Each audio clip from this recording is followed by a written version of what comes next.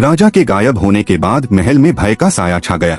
प्रजा में खौफ फैल गया कि झील की दुल्हन अब सचमुच लौट आई है।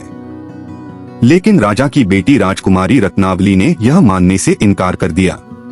उसने ऐलान किया, मैं इस रहस्य का अंत करके ही रहूंगी। एक रात वह अकेली महल के पुराने हिस्से में गई, जहां वर्षों से बंद पड़ा कमरा था, रानियों के श्रृंगार कक्ष का पुराना आईना। कहा जाता था यह आईना हर राजसी दुल्हन की आत्मा अपने भीतर कैद कर लेता है।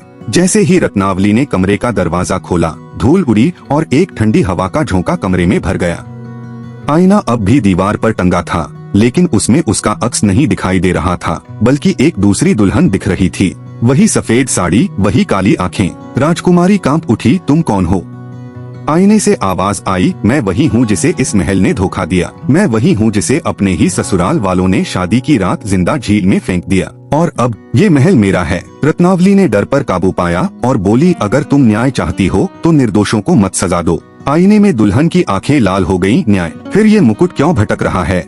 और आईने से एक हाथ निकला जो राजा का मुकुट लिए था, भीगा हुआ, खून से लथपथ। राजकुमारी ने पीछे हटते हुए कहा, मैं तेरा सच उजागर करूंगी, चाहे इसके लिए मुझे अपनी जान ही क्यों न देनी पड़े। आईना तेजी से कांपने लगा, दीवारें गूंजने लगीं और आईने की सतह से एक चीख निकली। कमरे का दरवाजा अपने आप बंद हो गया। अगली सुबह नौकरों ने दरवाजा खोला, वहाँ आईना टूटा पड़ा था, लेकिन राजकुमारी कहीं नहीं थी। बस आईने के सामने एक सफेद साड़ी रखी थी और उसके ऊपर राजकुमारी की मोतीजड़ी अंगूठी।